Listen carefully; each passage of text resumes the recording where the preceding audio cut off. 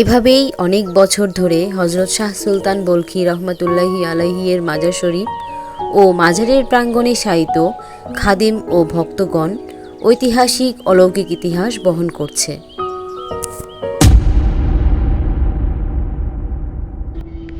মহাস্থানগড়ের মূল গেট।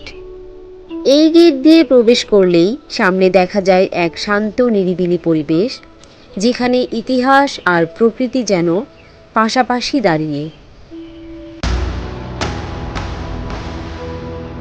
মহাস্থানগড় বাংলাদেশের সবচেয়ে প্রাচীন নগরীগুলোর একটি এবং এটি বগুড়া জেলার শিবগঞ্জ উপজেলায় অবস্থিত। এটি প্রাচীন বাংলার রাজধানী ছিল, যা প্রাচীন পুন্ড্রবর্ধন নগর নামে পরিচিত। এই ঐতিহাসিক স্থানে অবস্থিত একটি গুরুত্বপূর্ণ ধর্মীয় ও ঐতিহ্যবাহী স্থান হল হজরত শাহ সুলতান বলখি রহমতুল্লাহি আলাইহি এর মাজার শরীফ। সামনে এগিয়ে যেতেই চোখে পড়ল গড়ের উপর তৈরি করা অনেক উঁচু সোজা লম্বালম্বি বরাবর সিঁড়ি। এই সিঁড়ির উপর থেকে নিচের দিকে তাকালেই বোঝা যায় গড় কতটা উঁচু ছিল সে সময়ে। সিঁড়ি বেয়ে উঠতে উঠতে আরও চোখে পড়ল চারপাশের সাজানো গোছানো মনোমুগ্ধকর নয়নাভিরাম দৃশ্য। কোথাও আবার ছোট ছোট চারা গাছগুলোতে খেলা করছে স্নিগ্ধ বাতাস।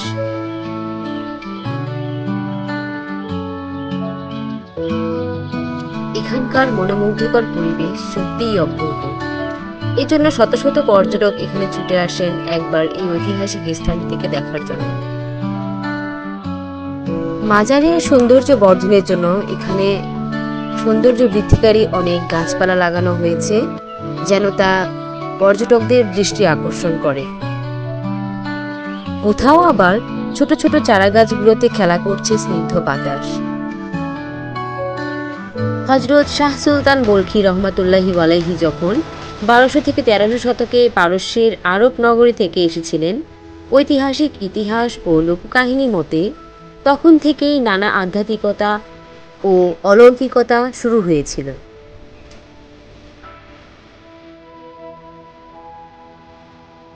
ধাপে ধাপে এগুতেই পেয়ে গেলাম ঐতিহাসিক মসজিদ প্রাঙ্গণ, যেখানে একসঙ্গে অনেক মুসলিম একত্রে নামাজ আদায় করেন।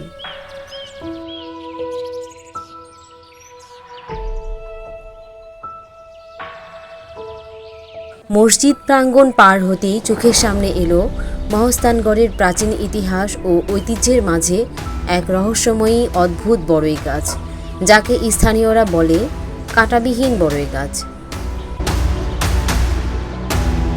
সাধারণত বড়ই গাছে কাঁটা থাকে, কিন্তু এই বিশেষ গাছটি তার ব্যতিক্রম। গাছটি মাজারের কাছাকাছি এক পবিত্র স্থানে অবস্থিত। বহু দর্শনার্থী ও ভক্ত অনেক দূর দূর থেকে এই ঐতিহাসিক প্রাঙ্গণে আসেন শুধু এক নজর এই বিশেষ গাছটিকে দেখার জন্য। স্থানীয় লোকজন আজও বিশ্বাস করেন যে এটি একটি আশীর্বাদ পুষ্ট গাছ, যে গাছটি হজরত শাহ সুলতান বলখি রহমতুল্লাহি আলাইহি এর অলৌকিক প্রভাবে কাঁটাবিহীন হয়েছিল। এই বড়ই গাছ থেকে ঠিক 10 ফিট দূরেই শায়িত রয়েছেন হজরত শাহ সুলতান বলখি রহমতুল্লাহি আলাইহি এর খাদেমের কবর মোবারক, যা সর্বদা লাল মখমল কাপড়ে ঢাকা থাকে। মাজার প্রাঙ্গণের চারপাশে সৌন্দর্য বর্ধনের জন্য লাগানো হয়েছে এখানে সেখানে ছড়িয়ে ছিটিয়ে ফুল গাছ ও অন্যান্য শোভা বর্ধনকারী গাছ।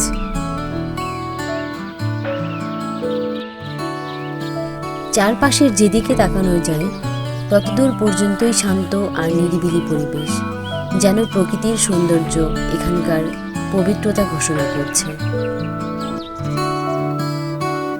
কিছুটা সামনে এগিয়ে যেতেই দেখা মিলল মাজারের বাহিরের দেয়ালে লাগানো ফলক, যেখানে বলখি রহমতুল্লাহি আলাইহি ও পরশুরামের একটি সংক্ষিপ্ত বর্ণনা দেয়া আছে। দেয়াল ও মাজারের প্রধান গেট ও পুরো প্রাঙ্গণ সাদা ঝকঝকে টাইলসে মোড়ানো। মাজার প্রাঙ্গণের প্রধান গেটটি অনেক উঁচু ও সুন্দরভাবে কারুকার্য করা টাইলসে মোড়ানো। প্রতিদিন শত শত দর্শনার্থী এখানে আসেন শুধু এক নজর এই মাজার শরীফকে দেখার জন্য এবং এর ঐতিহাসিক ইতিহাস সম্পর্কে জানার জন্য। মাজারটি মহস্থানগড় দুর্গ এলাকার উত্তর পূর্ব দিকে অবস্থিত। প্রতি বছর ওরস মাহফিল অনুষ্ঠিত হয়, যেখানে দূর দূরান্ত থেকে ভক্তরা এসে হাজির হন। স্থানীয় জনগণ ও পর্যটকদের কাছে এটি একটি ধর্মীয় ও পর্যটন স্থান হিসেবে সুপরিচিত। মাজারের ভেতরের অংশে শুধুমাত্র জিয়ারত করার জন্য পুরুষরাই যেতে পারেন, আর মহিলারা যদি জিয়ারত করতে চান সেক্ষেত্রে পাশেই এমন ছোট একটি গেট আছে যেখানে দাঁড়িয়ে মহিলারা চাইলে জিয়ারত করতে পারেন। এটি মাজারের ভেতরের নিয়ম পালনকারী একটি ফলক। এর পাশেই রয়েছে ছোট বড় অসংখ্য কবর, যা সাদা টাইলসে মোড়ানো।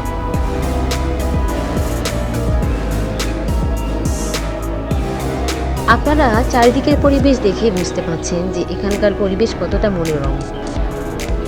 এটি মাজারের প্রধান ফটক। এই সেই জায়গা যেখানে ঘুমিয়ে আছেন হযরত শাহ সুলতান রহমাতুল্লাহি আলাইহি। মাজারের ভেতরে প্রবেশ করলে একদম সামনেই চোখে পড়বে এই কবর, যা বিশেষ এক মখমল কাপড়ে মোড়ানো। এই কবরটি গড়ের উপরে হওয়ায় স্বাভাবিক কবরের তুলনায় অনেকটাই উঁচু। প্রতিদিন এখানে শত শত ভক্ত চলে আসেন মাজার জিয়ারতের জন্য।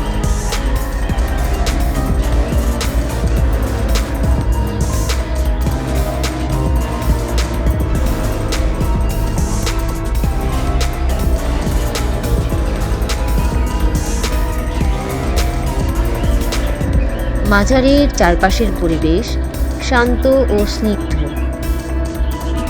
মাজারের ভিতরের পুরো অংশ জুড়ে ব্যবহার করা হয়েছে বিশেষ এক ধরনের সাদা পাথর, আর আলোকসজ্জার জন্য ব্যবহার করা হয়েছে ছাদ জুড়ে ঝাড়বাতি ও বিভিন্ন আধুনিকতার ছোঁয়া।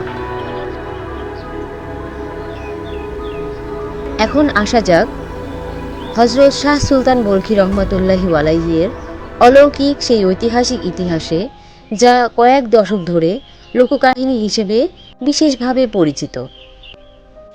লোককাহিনী অনুযায়ী বলখী রহমাতুল্লাহি আলাইহি মহস্থানগড়ে আসেন ইসলাম প্রচার করতে। এতে হিন্দু শাসক পরশুরাম ক্ষুব্ধ হন। পরশুরাম ছিলেন এক জনশ্রুত হিন্দু রাজা, যিনি প্রাচীন পুণ্ড্রনগরের শাসক হিসেবে বিবেচিত হন। তিনি ছিলেন এক বলবান এবং কর্তৃত্বপরায়ণ শাসক, যিনি মুসলমানদের এখানে বসতি ও ধর্মপ্রচার একেবারেই মেনে নিতেন না। বলখী রহমাতুল্লাহি আলাইহি মহস্থানগড়ে আসার পরে পরশুরামের কাছে শুধু 1.25 হাত পরিমাণ জায়গা চান, তা শুধু নামাজ আদায়ের জন্য। পরশুরাম অনেক অনিচ্ছা সত্ত্বেও অবশেষে সেই সামান্য জায়গা দেন, কারণ তিনি ভেবেছিলেন এতে ক্ষতি নেই। শাহ সুলতান রহমাতুল্লাহি আলাইহি সেখানে তার জায়নামাজ বিছান, কিন্তু আশ্চর্যজনকভাবে সেই জায়নামাজ ধীরে ধীরে সারা গড় জুড়ে ছড়িয়ে পড়ে। 1.25 হাত জায়গা তখন এক বিশাল এলাকা দখল করে নেয়, যেন আল্লাহ প্রদত্ত শক্তিতে জায়গাটা আপনা আপনিই বড় হয়ে যায়। এটি ছিল একটি অলৌকিক ইঙ্গিত, যা বোঝায় তুমি জায়গা না দিলেও সত্য ও শান্তির বার্তা আপন শক্তিতে জায়গা করে নেয়।